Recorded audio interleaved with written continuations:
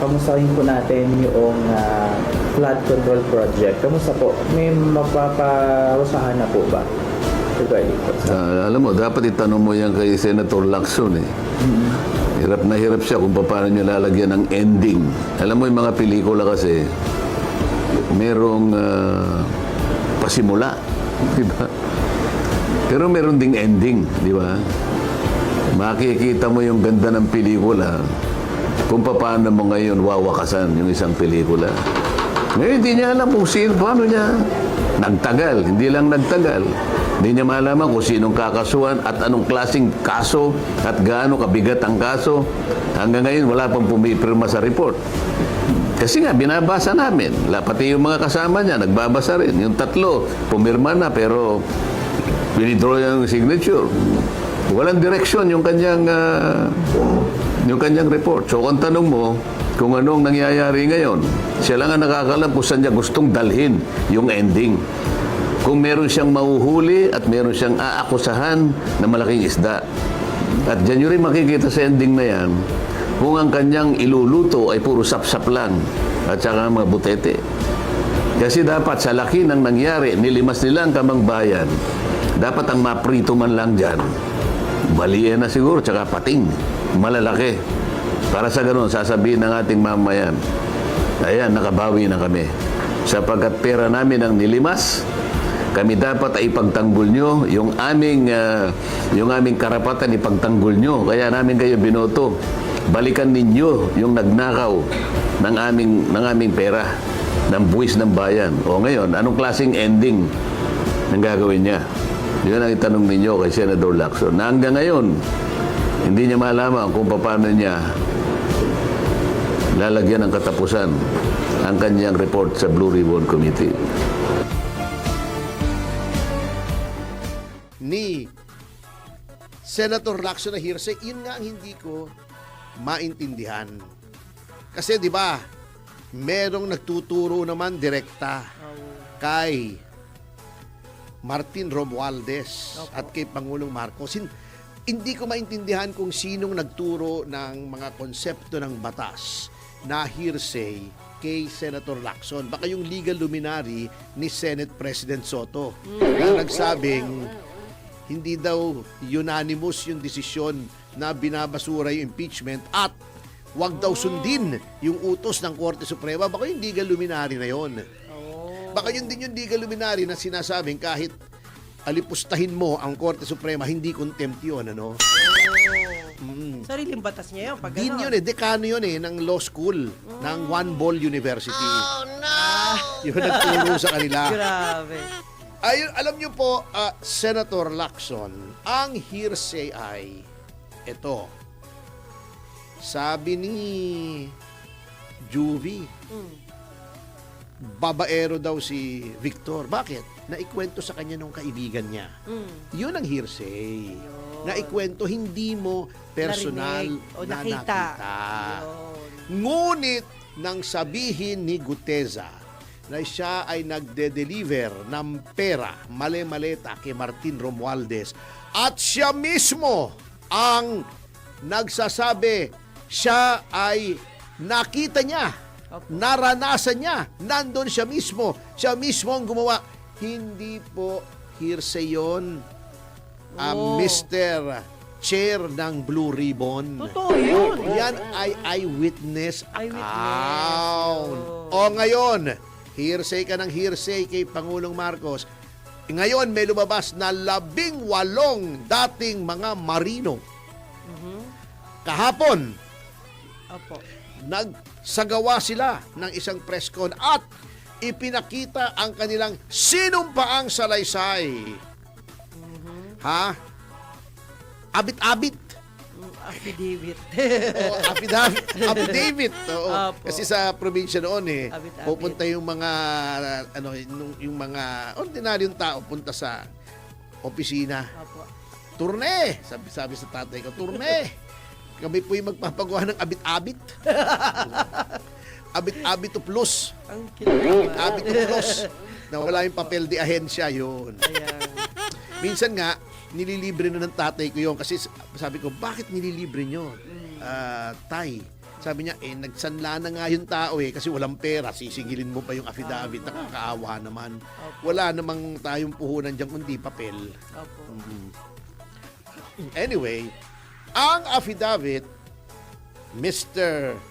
Senator Lacson, ay entitled to full faith and credit on its face. Yan po ang legal principle that governs affidavits. Ibig sabihin, kung hindi rin lang magkakaroon ng dahilan na ito ay huwag paniwalaan, dapat ito'y paniwalaan. Bakit? Dahil ito'y sinumpaan sa harap ng notaryo. Sworn. Sinumpaan. Okay. Ngayon, meron ding principle, pero ito ay sa rules on evidence. Opo. Na kapag nagpresenta ka ng affidavit sa court at hindi mo hinarap yung nagpagawa ng affidavit, that is hearsay. Oh, totoo yun. Totoo yun, Mr. Senator Lacson. Ngunit, eto na. Humarap na sa madla. Nandiyan Sa sila publiko, nag-press con, 18. May sworn statement. Wala pa namang report yung iyong Blue Ribbon tungkol sa flood control scandal, yung tinatawag na floodgate. Di ba? Oh. Bakit hindi muling buksan ang investigasyon ng Blue Ribbon at ipatawag itong mga ito? Iharap mo. Paupuin mo ron sa Blue Ribbon. Pasumpain mong muli sa harap ng Blue Ribbon. Opo. At ikaw ang magtanong at hayaan ng mga ibang senador na tanungin itong mga ito kung Opo. totoo o hindi na sila ay nag-deliver ng pera mismo kay Pangulong Marcos Jr. na sinasabi nila. Opo, yun nga. Sinabi nila Kumalat sa yun. dalawang lugar, sa Forbes Park at Sa Baclaran. saan ba yun? Sa Paway ba yun? Paway. Paway, di ba? Paway pala. Hindi naman sa Hawaii, ano? Malayo naman yun, ano? Oo. Paway. Oo. Sa Paway, doon mismo sa Ilocos Norte, Opo. sa bahay doon ni Pangulong Marcos Jr. Yan po, hindi na po hearsay yan. Ba't hindi hearsay? Yung mismong nag-deliver na po ang nagsabi. Ang hearsay po, halimbawa, ako nagsasabi, sinabi sa akin ni Marine Sergeant Tubi, di ba Tubi yung isa? Oo, ang apelyido na Tubi. Sabi niya, kinuwento sa akin Marine Sergeant Tubi. Nag-deliver daw siya ng pera kay Marcos Sr. Hearsay yung akin. Opo. Pero kung si Tubi na siyang nag-deliver Totoo yun. ay nagsagawa ng sworn statement at humarap sa media at sinabing siya ay nag-deliver, direct evidence with eyewitness account po yun, Mr. Lacson. At Okay. dapat yun matibay na patotoo po yun at dapat yun ay ipatawag nyo kung gusto nyo i-cross-examine ng mga senador, hindi lamang inyo. Kayo. Opo. Kasi expected na po namin na i-cross-examine nyo yan kasi wala na po kayong ginawa, Mr. Lacson. Umpisa't mulat sa pool na kayo ay naging chairman ng Blue Ribbon at pinalitan nyo si Senator Marcoleta na pagtakpan si Marcos Jr. at si Martin Romualdez. So expected, pero subukan natin. Di ba? Oo. Bakit hindi nyo gawin? Sa Blue Ribbon, the ball is in your court. You're holding the ball. Hawak mo ang bola mo. Teka muna, hindi yata maganda dating noon, ano? Hawak mo ang bola mo. Wag yun. Wag yun. Hindi, di ba yun ang expression sa Ingles? Oh. The ball is in your court, di ba? Oh, di ba? Oh, hawak mo ang bola. Oh, yeah. Ikaw na bahala kung anong gagawin mo sa bola. Pipisil-pisilin mo, kakamutin mo, Kakabutin talaga. kukuskusin mo, Grabe. Pero hindi, baka meron silang sinumpaan, attorney. Na bola? Si dating Senator Lacson, baka may sinumpaan na huwag kang mag-alala, ako bahala sa'yo. O baka yun may nga ang ganon. sinasabi, di ba? Kasi yun ang Oo. sistemang dumarating sa taong bayan. O, di ba kwento yun nila. nga ang sinasabi, nakatanggap daw. Oh. Although hindi naman natin nilalagyan ng Hindi pa mali natin siya alam kasi yun. tumatakbo sila. Opo. Baka kailangan ng kontribusyon, binigyan kasi kapartido naman. Yo. Hindi ko naman sinasabing tumanggap sila ng suhol. Very clear po yan. Wala po akong inaakusahang tumanggap ng suhol si Senator Lacson at si Senate President Soto. Ito yung mga campaign contributions. Yun. Doon sila ay tumatakbo kasi kaalyado naman sila di ba ga? Kapag sila. In return naman, nakita naman natin, may kapalit naman. Pero wala namang, walang masama legally, pero politically, hindi maganda na pagtatakpan mo. Kasi ang nangyayari, pinananaig mo yung personal na interest mo, yung utang na loob mo sa individual kaysa sa kapakanan ng bayan. Yun. Paano ka tatawaging isang tunay na lingkod ng bayan? O kung ganyan ka, o di ba? Ba't tumatawa ka? Natutuwa ako sa diction mo. Parang nagte-texto no? So yun po, yun Ayan. ang sitwasyon ngayon. Okay, ayan na. Ngayon, sinabi rin ng ating kaibigang si Attorney Levy Baligod na susulat sila Opo. sa ombudsman. Medyo napapakamot nga ako ng ulo nung pinapanood ko. Yung replay naman kasi kasabay Opo. natin Opo. Pagkatapos pinanood ko yung replay. Kasi, believe din ako sa kumpiyansa, sa pananalig ni Attorney Baligod. Okay yan. Sa si Sir ombudsman Levy. Oo, kasi talagang sabi niya, may pinanghahawakan pa daw siyang manipis na Hala. pag-asa na gagampanan ng ombudsman ang kanyang sinumpaang tungkulin na mag-imbestiga ng anomalya. Kasi ako po, matagal na akong nawala ng pag-asa Opo. kay Ombudsman Jesus Crispin Bendalo Remulla. Di ba yun ang middle niya, Bendalo? Oo nga. Oo. Sabi mo nga yung mga Vietnam Vin, di ba? Vindalo. Lagya ka talaga. Grabe. Na umaasa pa siya. Pero kung ako si Attorney Levy, friendly advice naman, lumiham din kay Senator Lacson at i-offer, ialay ang testimonya ng 12 Marines para mapatunayan kung totoo o hindi na may kinalaman si Pangulong Marcos Jr. Kasi mabigat ito. Yes. Oo.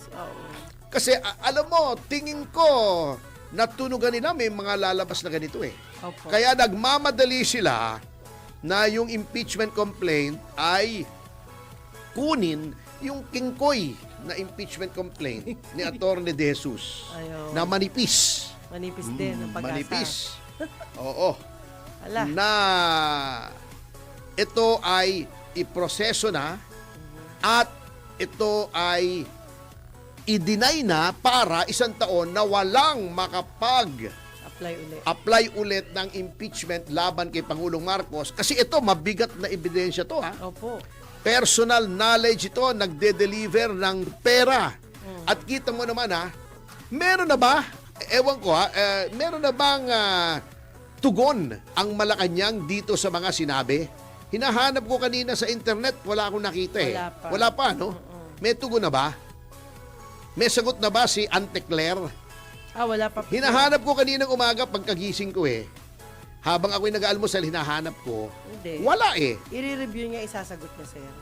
Ang tagal naman. Di ba laging gigil na gigil si Ante Claire? Ngayon, Ang bilis mukhang- sumagot. Bakit ngayon parang medyo natulala Opo. at hindi malaman ang sasabihin. Opo. Di ba? Pero kung sir ito sa akin lang, kung si Senator Lacson ay gagawa ng sinasabi ninyo na bibigyan niya ng pagkakataon na imbestigahan muli, baka medyo yung sympathy ng tao ay gumanda rin. Mag-aangat din sa kanyang O kaya prinsip. nga, kita Malaking mo bagay ito. Dati si Lacson, gigil na gigil. Kay Bersamin, hindi kay ES Opo. Yung pamangkin ba yun? Opo. Yung Undersecretary Bersamin. Yes. Na sinasabi niya, may kanalaman yan, ba't hindi pinatawag? Hindi pinatawag Yun nga ang nagtataka ko rito kung bakit ganun King Koy. Oo nga, hindi, walang biro. Parang triple hearsay pa daw Hindi ko malaman kung ba't triple hearsay Hindi, Diba? ano lang yan, attorney, trip lang. Ikaw ang gusto ko ngayon. Alam nyo to, itong text message na sinasabi niya na Sige po. yung pinagbabasihan ng complaint at noong mga pahayag ni Congressman Erice, yung kaibigan natin si Congressman Erice, Opo. yung nananggaling kay Congressman Lian Leviste naman, ay nakita ko na rin yan bago pa nila nakita. Ayun. Kanya lang, since lumabas na, pwede ko nang sabihin, Opo. noon hindi ako makapagsalita kasi confidential pa. Saka wala Ngayon nakikita. lumabas na Oo. Wala na rin, nakita ko na po yan at humingi na rin siya ng payo kung anong dapat Yun. gawin. Pinayuhan ko siya. Siyempre, yung payo ko, hindi pwedeng sabihin yun. Opo, wag Kasi na. yun ang covered ng lawyer-client privilege. Yun, Pero nakita tama. ko po yan at ako'y kumbinsido na yan ay genuine. At yung sinasabi ni Senator Lacson na triple hearsay, hindi naman po bound by the strict rules on evidence ang Blue Ribbon Committee. O kung tingin mo hearsay, wala kang believe doon sa text messages, ba't hindi mo patawag si Undersecretary Bersamin? Yeah. And you confront him. Undersecretary, text message mo ba ito? Hindi. Ganun lang naman yun Yeah. Napakadali naman Kasi, di ba, sabi nga nila, yung lumang-lumang kasabihan, pag ayaw, may May dahilan. dahilan. Pag nais ay may paraan. Kaya yan bagsak na bagsak ang kredibilidad ni Senator Lacson kasi obvious na obvious na Mabagal yung advisor niya, yun lang po yun. ang daming lumabas na paputok kahapon. Unfortunately, yung mga ibang media organizations, hindi ito. Siyempre, laging parehas naman ang Opo. aliw broadcasting at ang DWIC, Opo. ang studio, ang Channel 23, Opo. meron pang babutok na nakatanggap ng pera yung mga investigador ng ICC through former Senator Trillanes. Dapat dollars. imbestigahan din yan. Kasi Oo. foreign interference yan sa ating soberanya. Bakit tumatanggap ng pera ang ICC, di ba? for? Maraming pasabog na dapat imbestigahan. Paktay. Pero walang tugon ang Malacanang, di ba? Yun ang mabigat. Kung ano-anong tinutugon, katulad noong discussion, di ba? Doon sa kung paano na napunta si Pangulong Duterte sa ICC, walang masagot Di ba tinatanong, yung bang ginastos sa eroplano papunta sa Netherlands, nalulan si dating Pangulong Duterte, yun ba ay sinong gumastos? Ang pamahalaan ba o pribadong tao? Wala namang maisagot ba? Nasagot Paikot-ikot dati. lang. Ano sabi? dati nasagot Hindi, dyan. may tinanong parang paikot-ikot Ayun nga po. Oo. Nahilo nga tayo Baka mga paikot-ikot ngayon, ayaw na nilang aminin, pero sinabi na nila. Sinagot na nila yun. Oo, dati sinasabi nila, private plane daw yun. Pero Opo. hindi nga malaman kasi dapat nalalaman natin yun. Malabo ang storya. Yun. At doon po ay very clear. Alam nyo, dyan ako nagtataka sa ICC. Kaya alam nyo, kangaroo court talaga yung ICC Di ba dapat yan, ang pinangangalagaan nila ay human rights? Eto nilabag yung human rights ni Opo. Pangulong Duterte, bakit hinahayaan nila? Bakit ayaw nilang pakinggan? Diba? Dahil bayad Yun na lang. sila. Hindi nga, yung may alegasyon na bayad. Number two, alam niyo yung ICC, diniscuss ko na yan Kailangan niyang i-justify yung existence kasi yung ICC, International Criminal Court, kini-question na ng maraming tao kung bakit Yes. meron pa yan kasi walang silbi Correct. They have to remain relevant. Ang Amerika nga, ayaw na magbigay ng pera dyan Hindi na kinakilala dyan Di ba? Inano na nga, binigyan na nga ng mga sanction yung mga hurado Yes, ng oo. ICC. Hindi na nga sila pwede makipag-transact sa mga bangko sa Amerika magamit. Hindi sila pwedeng pumunta sa Amerika. Pinatigil yun, Oo. di ba? Hindi lang Kaya, kailangan nila ng isang malaking isda na ipakikitang kami ay may silbi pa. Ayun. Kasi meron pang sex scandal yan di ba? Yes, O opo. kung saan-saan ang iskandalo na papapunta yang ICC. Marami nagsasabing walang silbi yan. Hindi naman yan mapatulan. Yung mga malalaking bansa, yung mga maliliit lang. So, double standard. At yun nga, uulitin ko po bago tayo mag-break, ang pinakamalaking dahilan ng na dapat nasasaktan ng ating damdamin. At palagay ko naman nasasaktan ng damdamin ng karamihan ng mga Opo. Pilipino. Kasi nga, di ba, nung eleksyon last year. Yeah. Nangamote yung mga kandidato ng pamahalaan dahil nga kinidnap nila si Pangulong Duterte. Masagwan dating. O, di ba, nagbibiro pa nga tayo eh. Opo. Sabi natin, ang pinakamagaling na campaign manager ng oposisyon ay si Pangulong Marcos Jr. himself. Kasi sa lahat ng ginagawa niya, tumitibay yung oposisyon, di ba? O, ang pinakamasaklap dyan para sa atin, yung ating dating Pangulo, na minahal ng karamihan ay nililitis ng mga banyaga na wala namang alam kung anong tunay na pangyayari rito pagdating sa drugs. Oh. Hindi naman silang nakinabang eh. Tayo eh. Pagkatapos silang magpapass judgment, yan ang mabigat yan. Opo. Yan ang hindi dapat patawarin, ulitin ko. Yan ang hindi natin dapat patawarin na ginawa ng administrasyon na to.